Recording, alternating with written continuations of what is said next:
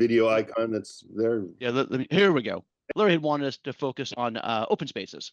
I think we could do like 4 sessions with you. I'd love to chat with you about open spaces, about water, about agriculture, about all these things. But I'll set it up and we'll just focus on the open space aspect, which is I'm gonna bring it around to the role ag has in open space also.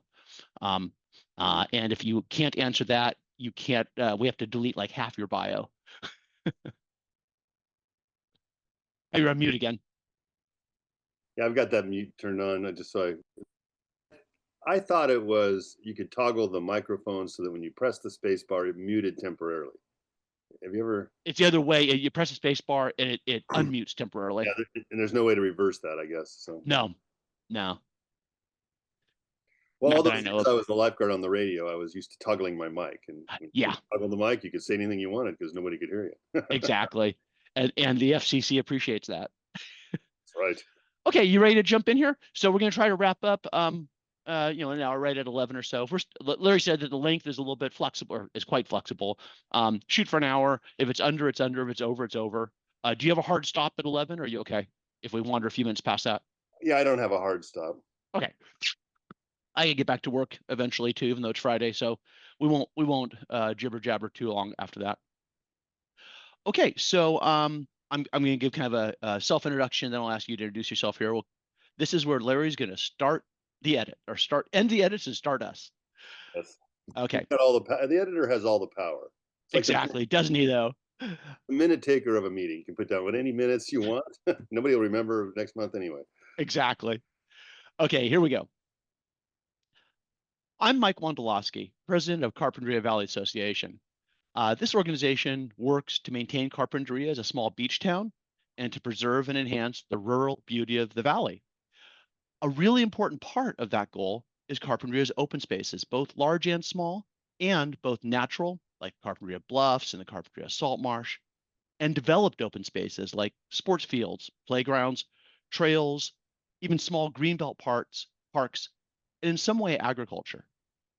I'm talking today with Matt Roberts, who's played a significant role in multiple parts of this topic over the course of many years. I'll let him share how many years that is.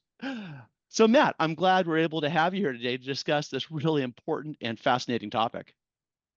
Well, thanks, Mike, for having me. And I think this is a great project you guys are working on. There are a lot of stories. I have known so many folks who are no longer with us, and how I regret not asking them more questions before they left us. Although my health is fine, I'm not leaving. We don't need to accelerate this interview. We can get it done here. We don't have to hurry. We're good. That's good to hear. So let me start with asking you first to provide a little background on your personal history here in Carpinteria, and maybe including your family's history here before you were on the scene. Well, that's a great question, and it has a lot to do with my motivation on what I did as a career for the city of Carpinteria. I always felt a little bit of pride in wanting to make the ancestors of my family proud of what I did, in a legacy sense. It was my mother's grandfather who came in about 1870 to Carpinteria, and my mother's father was born, I think, in the late 1800s. So I think 1880, and she was born here in Carpinteria. I was born in Los Angeles, however, but we came and visited the family all the time, and so we were up here. In fact, always came to the beach for summer vacation and visited with my aunt and my uncle and their families. And Because the family's been here so long, I have a piece of agricultural property that I manage today, which is all open field agriculture. And I do believe one of the beautiful things about Carpinteria and Santa Barbara County, when you come through Ventura and enter from the eastern entrance to the county, is that open field agriculture and how beautiful it is, and how it sets a different tone than the heavily urbanized areas of Los Angeles and Ventura counties. But I started in 1980 for the city of Carpinteria. Actually, I was a contractor providing ocean beach services, and carried that on until about 1987, when the city hired me internally to be an employee to run the beach. And I parlayed that into being hired as their Parks and Rec director in 1997. and was involved with myriad projects all the way until I retired at about 2022. So a long It's time. been 3 years since you retired?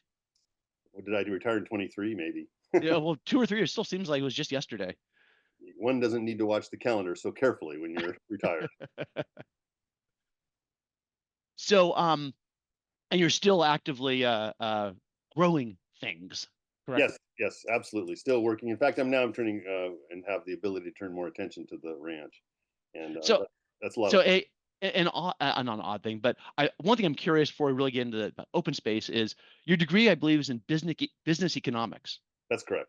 Is that an obvious starting point for a farmer?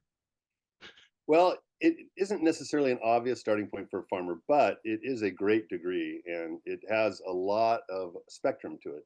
So there is a lot of accounting, and that involves even uh, tax accounting and just bookkeeping and some specialty style accounting classes, if you will.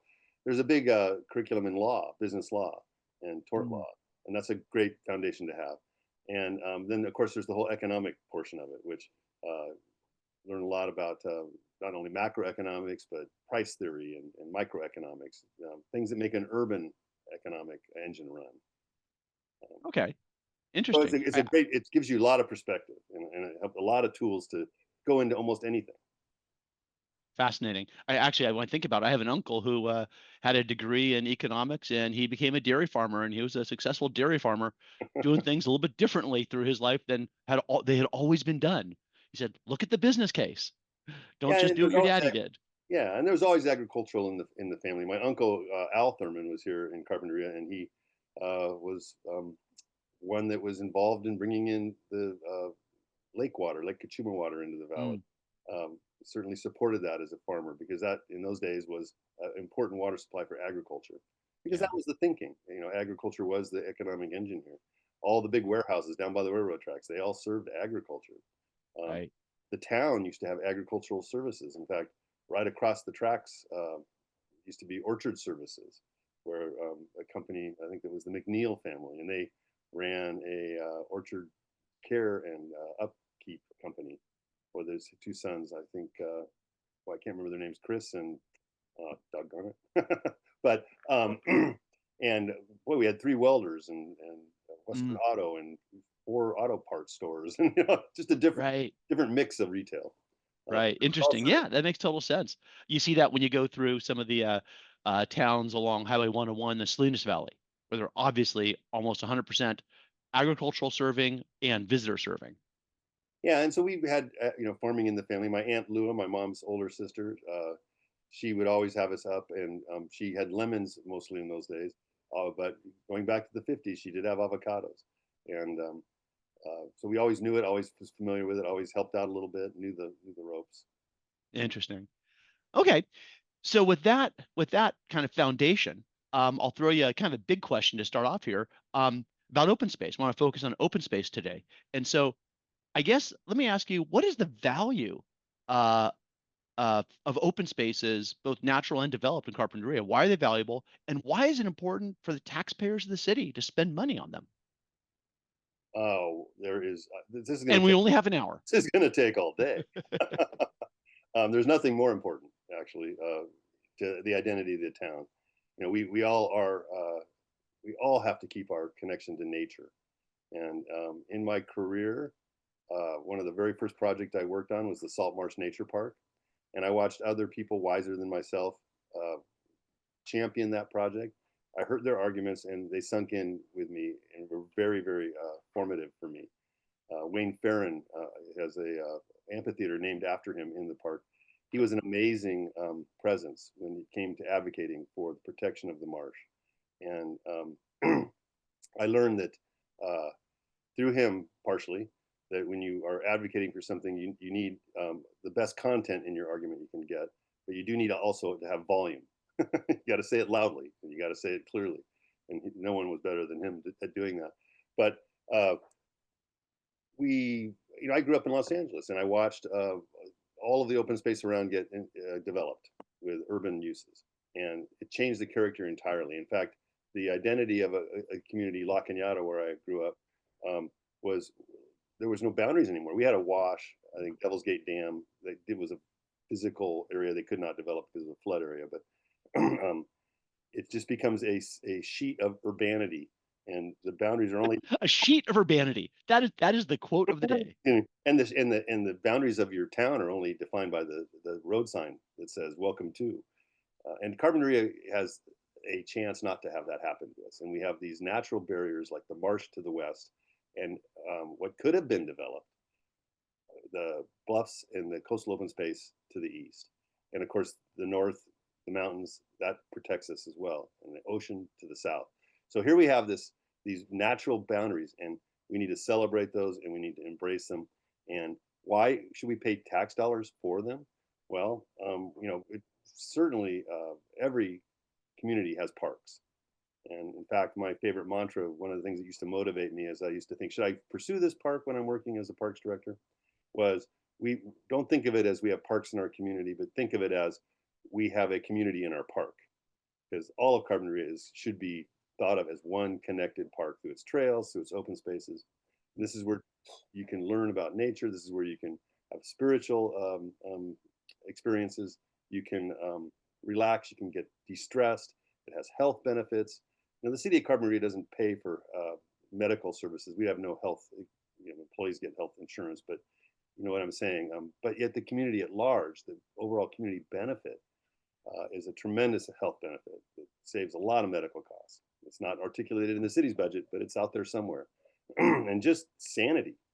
Uh, we honk at each other when we pass with a car and maybe curse each other, because I know that guy ahead of me, when he drives slow, he's an idiot. When he drives too fast, he's a maniac, right? George Carlin. But when we walk on a trail, we say hello, we wave, and we see each other, and it creates a community. And parks do that. You see your neighbor in the parks, or you see your neighbors on the trail. Um, um, and parks also bring a big, huge value in property values. It's been documented so many times that a house across the street from an open park is worth more than one that's buried in a suburb. Sure. And Okay. it brings tourism, and tourism Yeah. is the economic engine that Carpinteria really needs to understand how important that is. Our economy is shifting. It is shifting away from agriculture and the services and the retail mix that has, and with the issues of the internet taking away a lot of retail sales. Only those experiential things like restaurants and bars, and hopefully not tattoo parlors and tobacco shops. But those are the kind of things that you buy now in your retail sector. And uh, big oil in Carpinteria was a huge presence, and it was a big part of the economy. I don't know if people realize this, but back in the 60s and 70s and 80s, there was a huge royalty that the city used to get, among other coastal cities, from the oil production offshore. And that dried up. Carpinteria is lucky that we still have a pier that Chevron leases, but that'll go away someday. And that's a lot of money that the city will need to find a way to replace. But the other benefit of big oil was actually consider the Carpinteria Bluffs that was acquired in about the year 2000. One of the most profound things that could ever happen to Carpinteria. That is a legacy that will be there forever. And the Rincon Bluffs and any other open space out there that can be acquired publicly, that will help define this community. It'll make property values good. It'll keep our tourism engine running. And it was partially only possible because big oil was here and wasn't interested in developing it in the 60s and 70s and 80s. They were more interested in their oil business. So I think if that was not owned by big oil, it probably would have been developed a long time ago. Mm. So, okay. So parks are important. They're worth paying for. And again, parks being all open spaces.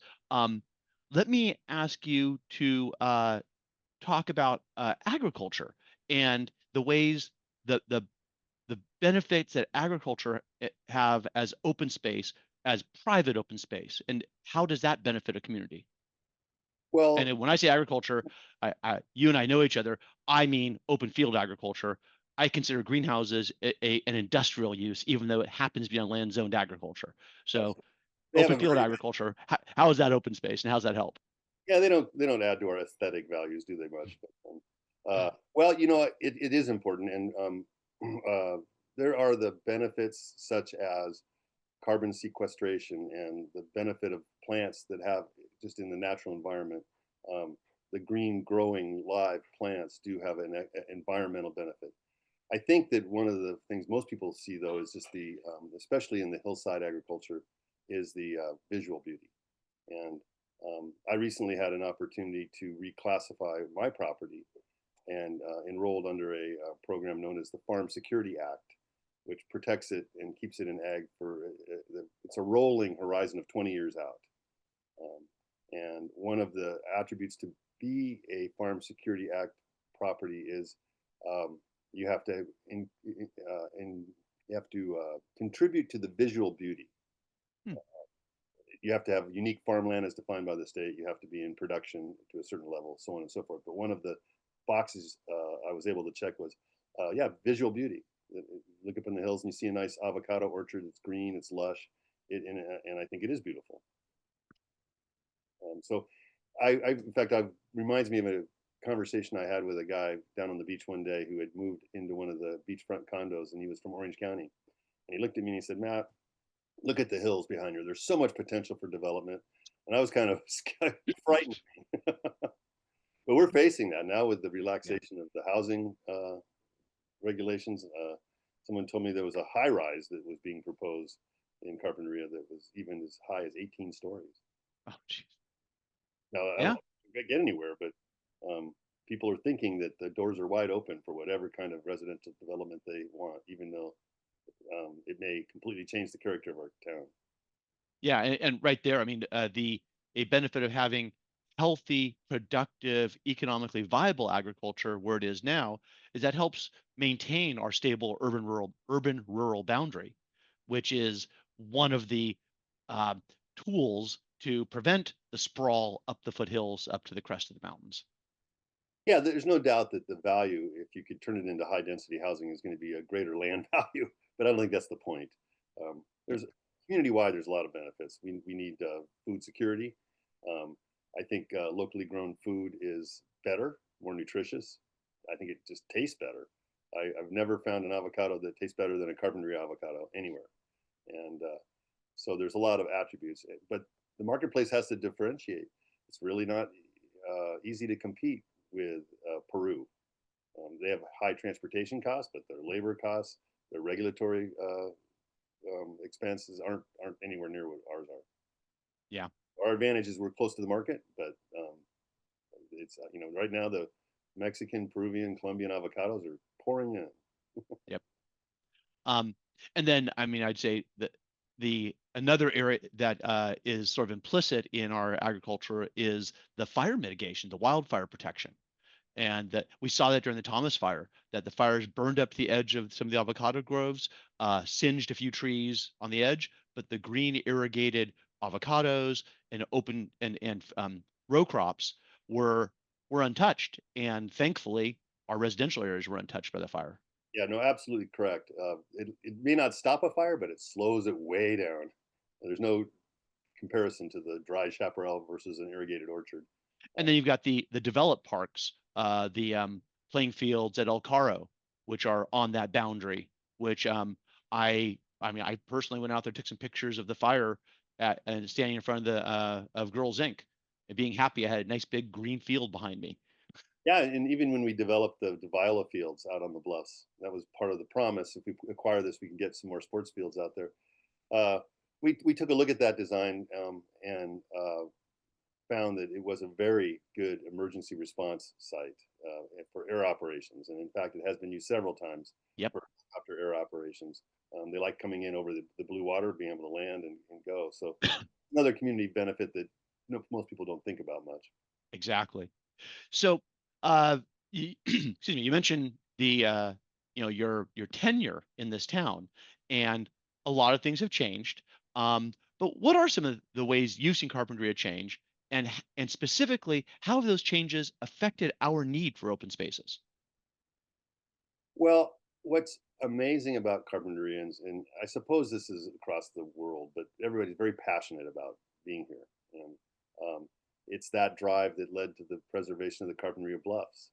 I was a little bit daunted when it finally came down to, I think it was Shea Vickers Homes, and the representative for that company was here, and he said, "Well, if you guys don't want it to be developed, then buy it."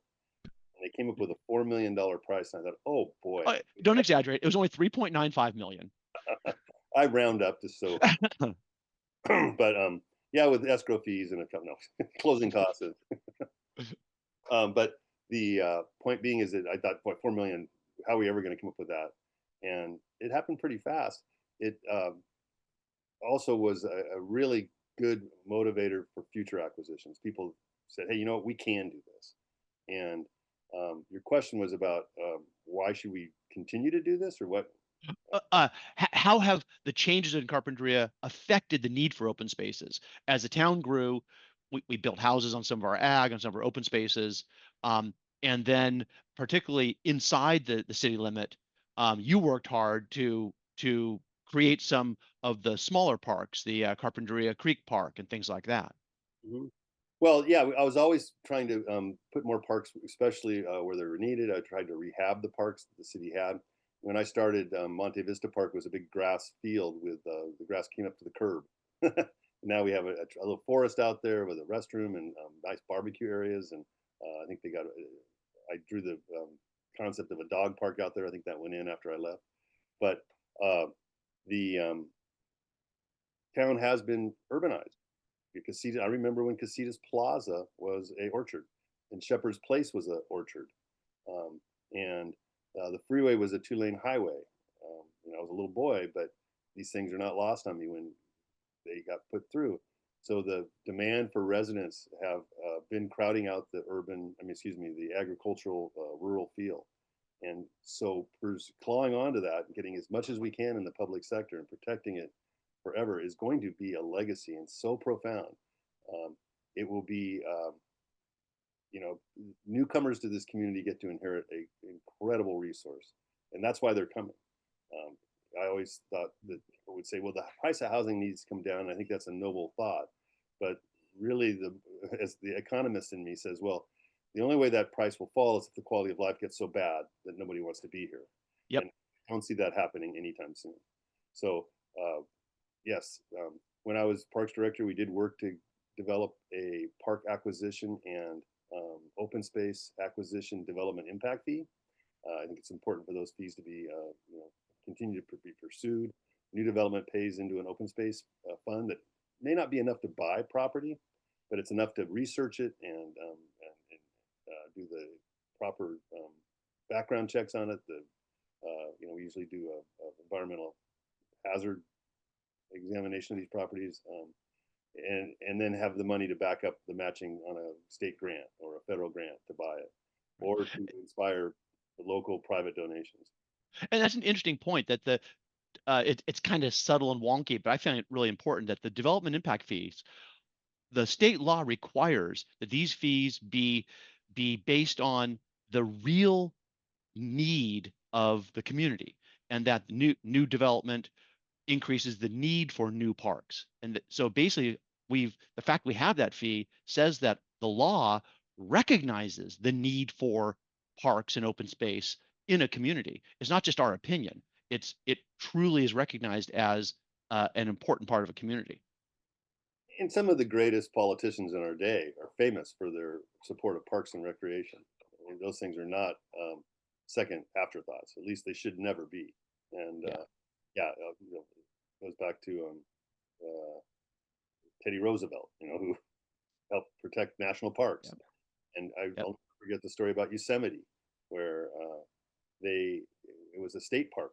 It was in the California state hands, and California started coming up with ideas to put condominiums and housing and other things within that park, and the federal government snatched it back and said, "No, we're not going to allow that to happen to this place." Um, so I think those perspectives may be reversed now, but you never know. As is should be anticipated in any political decision, that nothing is permanent until ownership is locked down.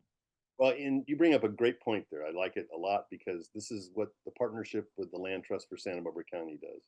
They, with the Rincon Bluffs Preserve and the Carpinteria Bluffs Preserve, they have a ownership of the conservation values out there. So the city council cannot go and develop those lands, change their mind. New council can't get elected and do something different because the land trust is there to say, no, we own all those rights. You guys have the fee title, Mr. Carpinteria, but we, the land trust, have the rights on the conservation.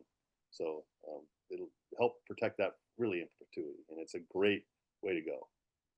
And that's a really interesting point that different um, entities in the community are involved in different ways with respect to open space protection, acquisition, management. The city, as we've talked about, has had a significant role with you leading the charge from the staff position.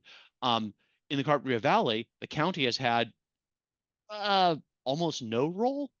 I would argue that could be debated, but let's just say far less a role than the city. Um, and then nonprofits such as the Land Trust for Santa Barbara County has played a significant role. And then there's individuals and local nonprofits. Um, can you talk a little more about the different roles, the different entities and different people play with respect to, Carpenter Bluffs is kind of the poster child, but there's smaller parks and smaller open spaces too. Well, it's important to have a park within walking distance of any house. I mean, in my opinion, and the higher the density, the housing, the more parks they need, the more open space they Mhm. have.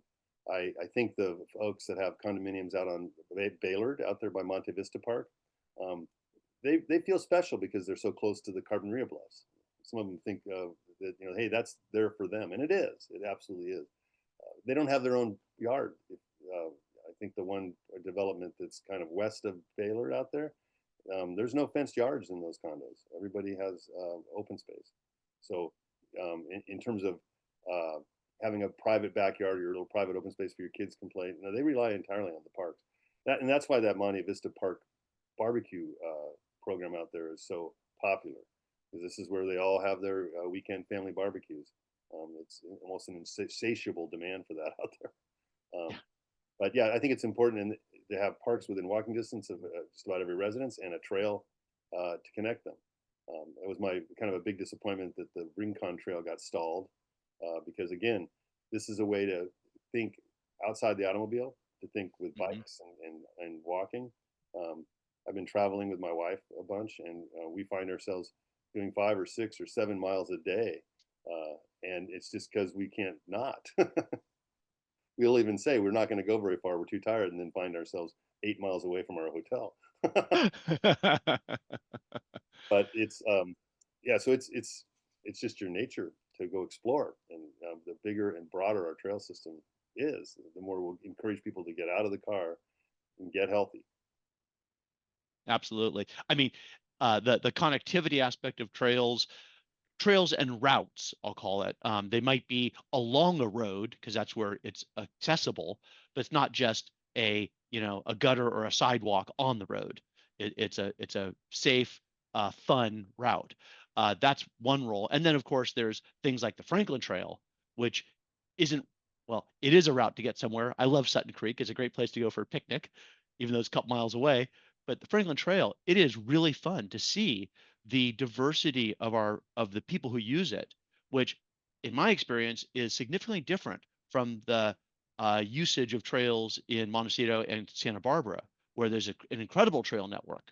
We have our Franklin Trail, which is our sole trail up into the foothills in this specific area, and it looks like the whole community up on that trail.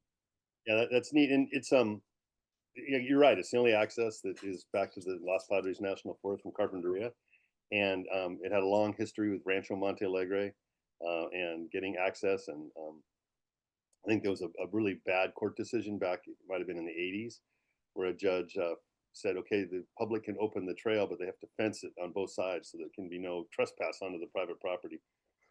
And a lot of us thought that's ridiculous. When does the I mean, if a private property wants to fence their property, they should be able to fence their property. But when is the roadway required to do it, or the trail? But I will put a little landmark moment that not many people know exists. The trail planner for the county of Santa Barbara was Claude Garcia Soleil for Mhm. the longest time. Really, he was the county trails guy. And it turned out, with my long, deep roots in Carpinteria, one of the families that were had property that needed to have an easement across it to get through the Franklin Trail were Glenn and Bill Horton, and they so happened to be related, and and knew my mother much more than they knew me. But I went up to Glenna and Bill Horton's kitchen with Claude, and we sat down there and we talked about opening up, and they made the decision right in front of us, right there. Yeah, I think we will grant the trail easement. And I remember that was, oh, this is big. This is really big. And Claude took care of all the work because it was a county project, not a city project. But today, this trail is now never going to go away. It's established, and it's a great asset to the community. It really is. It really is. And again, the whole community does use it, and it's so much fun to see that. Um, so uh, when you think about, you made a great comment that every house should have a park within, close walking distance, not your 6 to 8 miles away walking distance. Right. And in many cases, that park is a school. Um, and so, how does the open space in schools fit into the needs of a community, outside of school hours? Well, you're referring to the athletics or the exercise or just the open air. The open air, the lawns in back, or even at Aliso School, they have that track now. Oh, right. I know they put that track in. I was involved with the middle school athletic facilities. In fact, um, when I think there was the first bond measure. I don't remember what it was called. It's still on our property tax bills, but they redid I think put $10 million into the middle school rehab, and they ran out of money before they could get to the athletic facilities. And so we partnered with the school district, and I was able to get a grant from the state of California that was for urban athletic facilities for cities. And it was not something that was available to schools, but it was the community pool success, which is on school district property. And I was able to make an argument that we already have a city rec department on the campus running this pool. Now we want to run tennis courts, basketball courts, and a running track when it's not being used for school time. And that conjunctive use is the most economically solid public policy way to provide these services to the community. And those grant people came down and said, we've never done this before. We're going to do it for you because we like the partnership that you have with the school district, and we think it's going to work. And so those facilities are built; they're in service. I think the tennis courts um, are largely used now for pickleball. As well. Yep. There's tennis there, and I'll tell you a little story about that. The middle school always had tennis courts, and my mother went to that school and was a tennis champion back in the day. We're talking about in probably 1936 now. Oh. And she was still alive when I was doing that project. And I said, well, I'm going to see if we can't fit tennis courts back in there because it's a great spot for a set of courts. I don't think those tennis courts would be there if it wasn't for my mother winning in 1936. Welcome to a small town. I was doing her bidding. But anyway, all the school facilities are really important part of that open space and part of child development. Let's not forget the idea of all the playgrounds. Are they there just for fun? No, a lot of kids are learning a lot about wrist. They're learning a lot about hand, motor, eye coordination. They're learning a lot about physical strength and gaining it.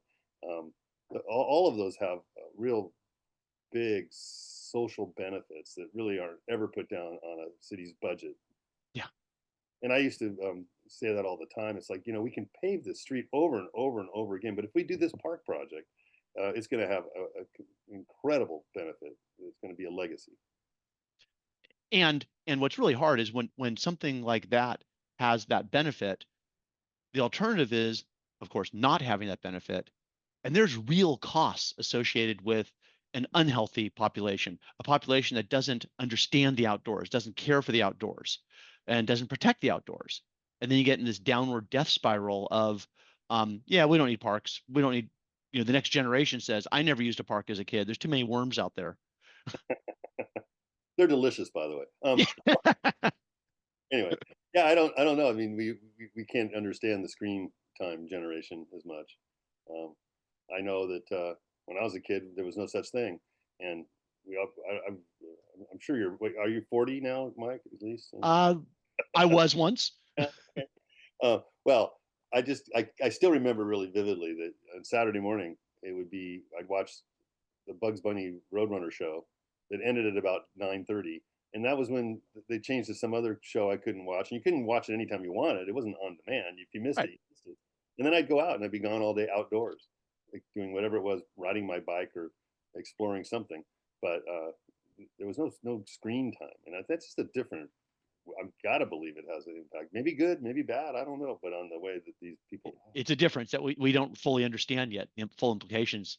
But I do know I still I go out to the parks. One of the last playgrounds I did was at Monte Vista. I thought it came out really nice, and go out there and see parents and their kids, um, intergenerational, being there together. I see that it was like the Tomel. One of my favorite things at the Tomel Interpretive Play Area project was we put that life-size canoe down there, and it was fun to find sources for people who could make all that kind of one-off playground equipment. But there's two moms each having a Starbucks cup in their hand, and they're facing each other, and they were talking to each other. And I said, "Oh, that's a new carpentry phenomenon. It's a tomol talk." You take your down in that boat, and you say, "Okay, we got to get this straightened out." Or the community garden. I think a really gratifying moment was not far after it opened, seeing a granddaughter, a mother, and a grandmother all at the same bed working at it. And it was one of the raised beds, which was sort of an innovation at the time. And I wanted to do those desktop height planting beds because one of the things you can get points on for that grant was accessibility. Uh, Ah, okay. we all know what's ramps, curbs, gutter cuts, or we know accessibility is what the restroom looks like. We know accessibility is not having too many stairs. But I thought, well, what else can I do to make this accessible? And it was the raised garden beds. Absolutely. And there they were, and they were three generations doing something together in that park. And it's like this park is working. This is great. These people are going to remember this forever. Yeah. Yeah, it's a lot of fun to go by there and see people working and interacting. It's another place, like you said, when people are on a trail just saying hello to people, but people who are working their plot at the garden truly have something in common, and so they're you see them chatting, sometimes a little more than gardening, and that's a major success. And it's not only intergenerational, but it's all walks of life are down there. All cultures are there. Yep. Everybody. I was also amazed in the diversity, and I don't just mean of the people. I mean of what people were growing. I have my own little rut in my own home garden, and I was going, "Wow, I've never even thought about growing that or that." Or really fascinating. And some huge successes. So um, we loved, and that park, as far as I know, is almost always oversubscribed. So Mm. great to expand Yeah. it a little bit. Yeah, actually, that you don't see any idle plots out there. And it was neat. I remember David Griggs at the museum, and it was, I think it might have been him. I'm not certain, but I got a call, and it said, "Boy, there's an old railroad shed down by Maple, and they're going to tear it down." And I think it was Kirk, Kirk Baker, who had a firewood company down there, and he used it as his office. But that was over, and they were going to tear this down for future development. And we decided we can move that shed. And I didn't know what we were going to save it for. I had to talk the city manager into even considering it because it was not looked on as something we should do. But we did manage to move it up to the city yard where it sat for a few years, and I had no idea what to use it for. But there it was. We preserved it. And then along came the community garden by the railroad tracks. And I thought, this is perfect. Put it back where it belongs by the railroad tracks. And you may not know this, but the railroad Southern Pacific Railroad in the time used to build those up in Northern California out of redwood. And they would train them down and place them along the tracks all through their system. Yeah, well, they had the transportation method, so that works. So it's perfect. Well, that's one of those sheds. It was built elsewhere and brought in. And when we did a lot of renovation, we discovered something that helped us date it, which is it's got square nails, which Oh, wow. yeah, it means it's pre 1910. For the stuff that's old, we did obviously have to reinforce it and do some modern construction in there, but that was to me amazing. And I never did get around to putting the plaque on it. Definitely, maybe I'll do that on my own and go sneak it on there. But something that That guerrilla historical preservation. right, well, we need some of that in this town. It's all good. I'm still pondering the lack of a boundary between historical preservation and hoarding. Yeah, well, It's a fine line if it even exists. yeah. There was a shed. I didn't know what to do with it, so we held on to it for a couple years. Well, it was a shame to see it go. Yeah. And I think I probably at the time thought, well, maybe it can go into some park as an interpretive thing, or maybe we can make a public restroom out of it, or maybe something. But it was true. The shiplap siding is all redwood, all really interesting stuff. Wow. Obviously it had a fire inside it at one time in its life, because when we got into it, we could see some charred wood and whatnot. But it's in pretty good shape now, and nobody even notices it now. It just belongs there. It belongs there. We And put that's the best kind of things. It's not a shiny thing standing out because it doesn't fit. It just flat out fits. And I remember thinking all the time when we were building it, even the train conductors would ask, "What are you guys doing here? What are you building?" And as we built it, and I got to know a couple of those guys, they were like, "This is great," and it was all about this presence. People come by train to Carpinteria, and we want them to see something like this. This is a beautiful thing to, for a train traveler to see.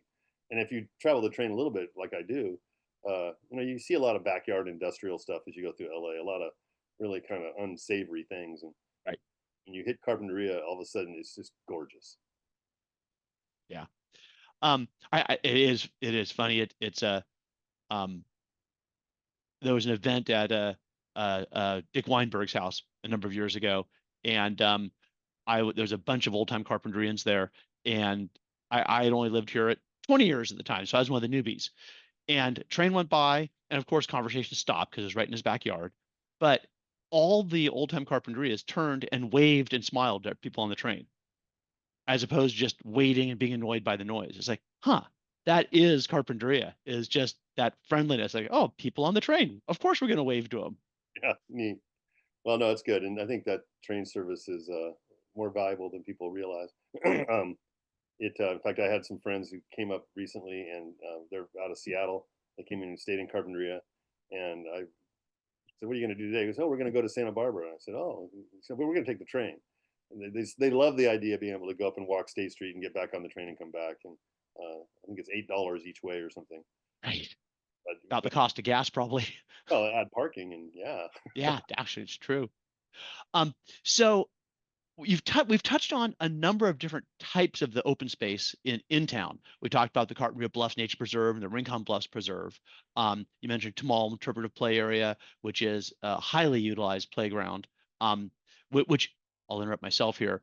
That was an interesting partnership with Rotary, and continues to be the effort with Rotary, another city and private or nonprofit organization teaming together with a common goal.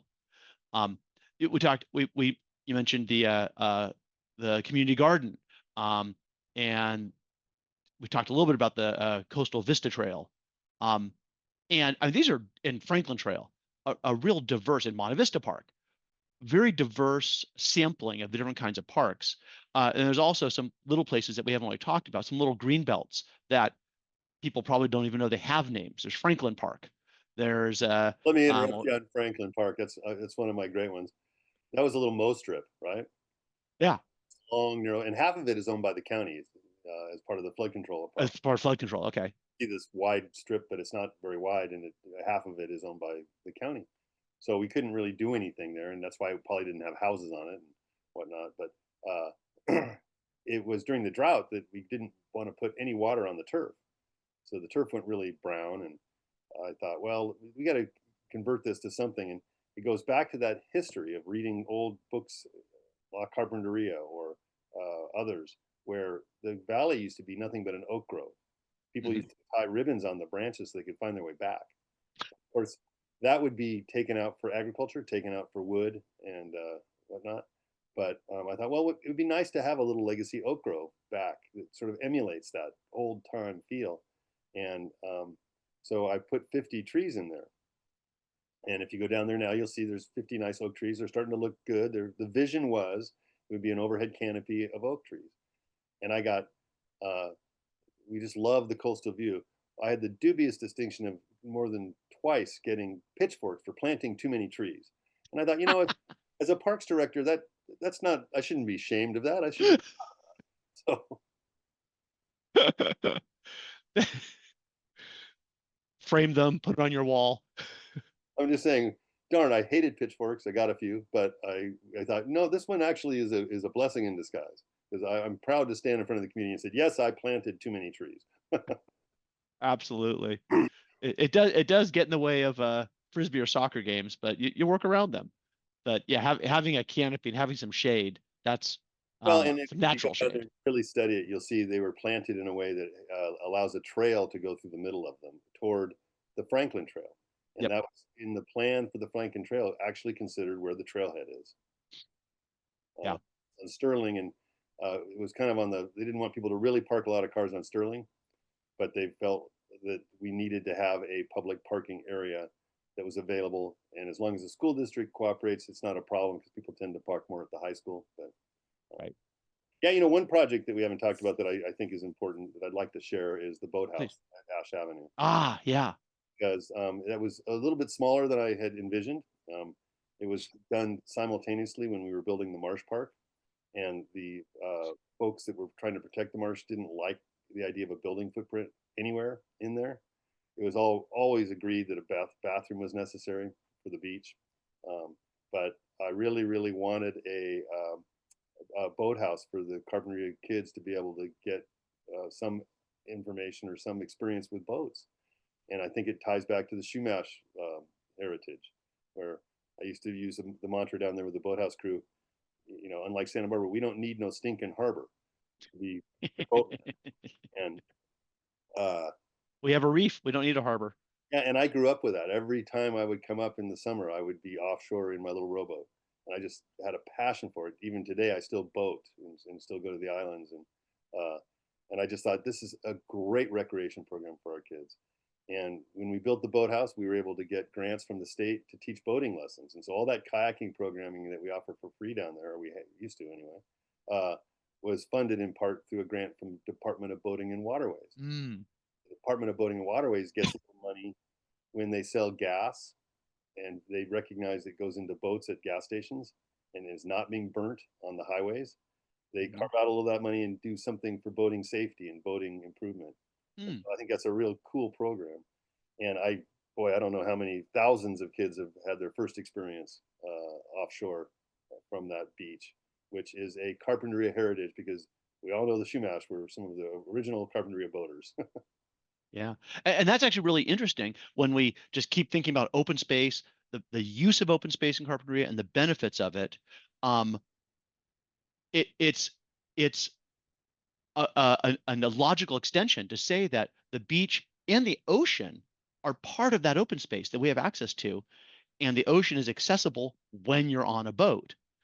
Otherwise, it's just the beach. If you're on a kayak or some other kind of boat, then the ocean is accessible. You can explore the reef. You can explore, the everything out there, and that's has many of the same benefits of other undeveloped open space, whether it's the bluffs or the salt marsh. It's understanding nature and being outside and enjoying it. Oh, and I've uh, boy, I've been in a lot of places on the water. I just got back from the Baltic Sea, and you don't see more diverse sea life anywhere than here. I mean, we have Yeah. dolphins and pelicans and all sorts of seabirds. We know the Audubon count as more diverse species. A lot of them are because of the marine birds, and we see migrating whales, and we have the harbor seals, and we have sea lions, and it just goes on and on. We get all those bat ray stings. Well, that's because the ocean is alive. But it is true. You go out there just a couple hundred yards and look back, and you realize, wow, look at this. Look at this vista. Look at the mountains. Look how close they are. How unique this place is, and that perspective is profound. Um, but It it's not, really it is. doesn't have to be. It Can't be afraid, or I guess you can a little bit. But A little bit's okay. A little bit's okay. we Um, had a motorboat for a while early, and we would take folks out to snorkel. We had a little snorkeling program, and that was pretty good. And one time I was on the boat and took a couple moms with the kids, and had a couple snorkelers instructors out. And a lot of times you'd hold the kid while you convince them to put their face down and see the bottom of the reef. And the reef breaks a few times. It shoals a bit. They're never very powerful waves in the summer, but this wave came up and it peaked and it broke right in front of us and then went right under the boat. And the mom looked at me with these big wide eyes, and I said, "Oh, that happens all the time. Don't worry about it." it does. I took Dave Derflinger out once on the boat, and we were putting buoys out. And I just said, "Why don't you come and do this with me? It's fun." And it was when we were going to put buoys outside the harbor seal rookery, And so these were winter buoys, and we had much bigger ground tackle or anchors and chains to hold them in place in a winter environment. But there was a like a 10-foot break that day, and we were putting the buoy in, and the wave broke out beyond us, and there was a way out. And so I just casually, it wasn't a big deal to me. I've been doing this my whole life. And I think Dave remembers that really well that day. He remarked a couple times. He thought I was nuts, but I was no. I know what I'm doing. Oh God. So that's a funny story.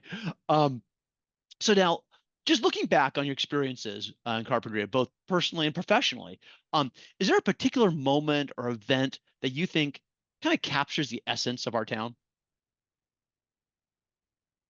Well, I think one of my fond memories, even though I often was like I had done it enough, but it was the Fourth of July parade where I would drive the tractor down the Linden Avenue, and all the junior lifeguards were there, and that was just a fun time. I just really thought the whole town was there. As we all, you've heard it before, half the town is in it, the other half the town comes to watch it, and those are really somehow those just strike the most fondest memories in my recollections. There are more profound moments about when we got a city council decision, or when we uh, um, I was always proud of what we did on the beach. I think at one point we were listed as the cleanest beach in California, because we made it a point to pick up every cigarette butt and then scold those who dropped them. but Yep. but somehow those little parade moments are the coolest thing ever. Yeah, and that makes sense. I mean, everything else is how. The parade moment is sort of a why. It's Yeah. why you go to all that work. It's kind of one of the results. We thought it'd That, be that fun. That parade used to be right at twilight, and they stopped doing that, of course. But one time I thought, okay, what we'll do is we'll give everybody a helium balloon and a cheap flashlight, and then if we go down the street, they'll just shine the flashlight into the balloon. And so we passed out like 100 helium balloons to the kids. By the time the parade started, I think we had 20 balloons left. Yeah, that didn't work. Okay, come up with something next year. I love it. Let's see. So, what else? Is there something else, anything else you want to share with our viewers that we haven't touched on? There's again, the topic of open space and carpentry is just a huge topic, and we just touched on a few aspects. Well, the old parks director in me, the old community member in me, the wanting to have a vision still for the community. I really hope that we can find a way to preserve more of the coastal open space that's out there. That will never ever, that opportunity once gone is gone forever, and it never gets clawed back. Almost never. Yeah. I guess we took great pride in the marsh because some of that property was clawed back. It was actually marsh wetlands that had been filled with dirt. We think partially from the highway project when it went through that long ago, and it was zoned for condominiums, and that was clawed back, and they dug out the dirt that was filled and made the marsh happen again.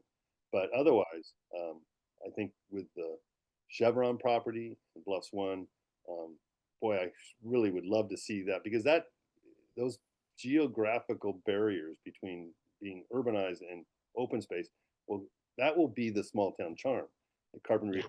covets so much. It'll be that we have open space all around us, and we have that opportunity. It's set up there, and it's not just any open space. Oh my God, it's got the backdrop of the Channel Islands National Park, the Channel Islands.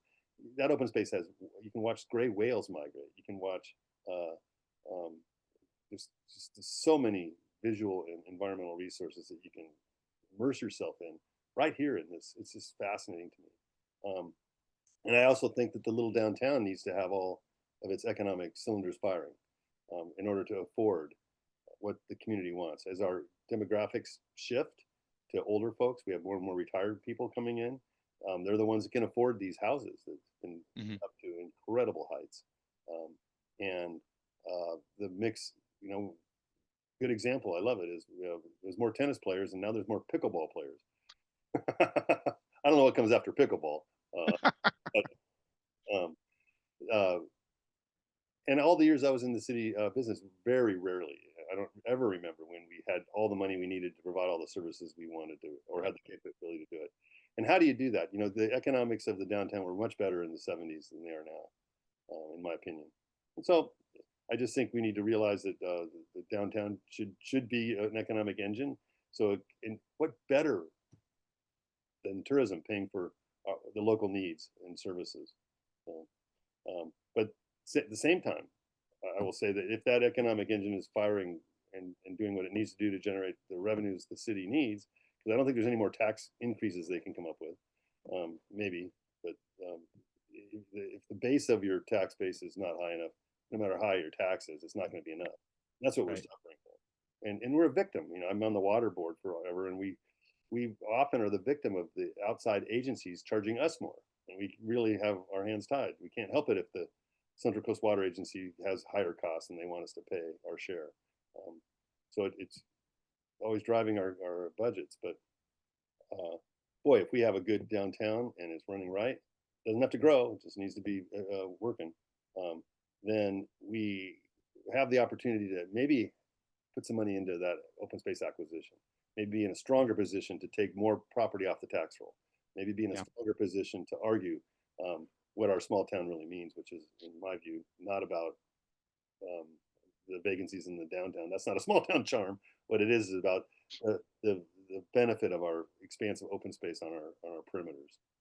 Yeah, and you mentioned, taking property off the tax rolls. That's what, we as Carpinteria chose to do, buying the Carpinteria Bluffs and preserving the Carpinteria Salt Marsh. We chose to take this off the tax rolls because of the benefit of those areas to us. And then a few years ago, we chose to, I mean, not a direct mapping, but we chose to tax ourselves with Measure X sales tax increase because we recognize that things have to be paid for. And so it's Carpinterians collectively seem very mature and very clear that things need to be paid for. We want nice things like the bluffs and our parks and our services and our Carpinteria Salt Marsh Nature Preserve, and we know that that has a cost to it. And so Yeah, I was really impressed when we passed that sales tax. that and I guess they've raised the TOT a couple times now, which is the bed tax. Yeah, Um, it does remind me. I talked about clawing back on the marsh. Do you remember the end of Baylord Avenue? How it used to be? sure. So that was in a way that was another clawback because at some point the city or the county spent money to build Baylord Avenue, and the acknowledgement marker out there that the Citizens for the Bluffs did, um, that used to be at the very edge of pavement of Baylord Avenue, and it was all that infrastructure. The sidewalks were cracked and broken. The asphalt was alligatored. The Cobra head streetlights, that very icon of urbanization. Yep. They were down there. There was a manhole for the sewer district right there because they had a sewer main that ran down to the railroad tracks, already in the property, all ready to accommodate the development that was coming. And I, again, am proud to say I'm the guy that came up with the project to rip all that out. So, in terms If it's in there, it needs to be maintained. And so if we're saying in perpetuity it's not going to be needed, then rip it out and don't maintain it.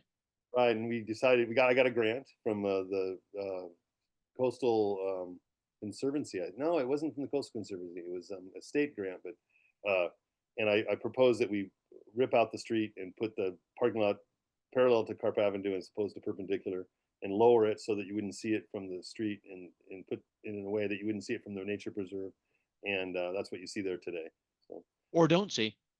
well, yeah, when I was involved, we were looking at a design for Rincon Preserve, and Hmm. one of the things that came up is it's too well hidden. There's too much, people go down there and break windows.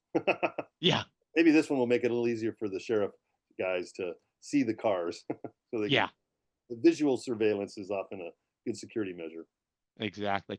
Well, let's see. We're running out of time here. So let me ask you one last question. And that is if if tonight at a sunset, you you are told you need to get out of the house and go somewhere and just enjoy one of the parks or natural spaces. Where are you going to go? I'm going to take a walk on the beach. There's always the potential to see something profound there. Even I get joy in just watching a small wave break, or I love to watch pelicans fly by. I think that's just one of the greatest things. Um, and always love to find a shell. Yeah. I generally will leave it, but I love to just watch what I'm walking on and see, and it changes every day. I was involved in the winter protection berm for some 30 years, over 30 years, and we used to have to survey it for permit purposes. Well, what are we doing, and how much of this and that, and quantify everything. And I used to think, I'm going to measure it today, but just by tomorrow's natural processes with the high and low tides, it, it's all changed. So whatever I measure, it doesn't matter because it's going to be different tomorrow. And so I just love the Yeah. beach, yeah, and the air. In fact, I want to finish with that. Maybe is I think that's one of the big benefits of our park system and our open space and the air that we get from the Pacific Ocean is it's probably Yeah. the healthiest ingredient to life that there is. Yeah. Absolutely.